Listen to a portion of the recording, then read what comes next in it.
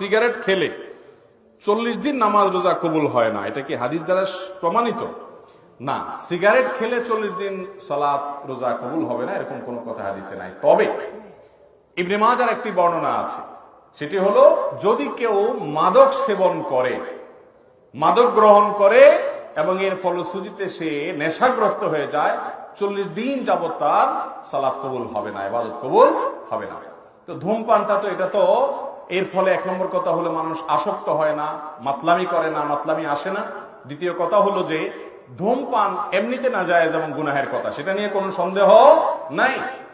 কিন্তু এটা এরকম না যে এটাকে মাদকের মধ্যে ফেলা যায় এবং এর কারণে আসকারা হাদিসে আসছে শুধুমাত্র শারিবাল খামর না, মানে শারিবাল খামর বা আসকারা, পদ পান করলো এবং নেশাগ্রস্ত হয়ে গেল, তার 40 দিন ইবাদত কবুল হবে না। অতএব ধূমপানকারীর জন্য এটা প্রযোজ্য না, কিন্তু এর মানে এই না যে ধূমপান করা জায়েজ কাজ বা গুনাহ হবে না, এটাও অবশ্যই না জায়েজ এবং গুনাহের কথা।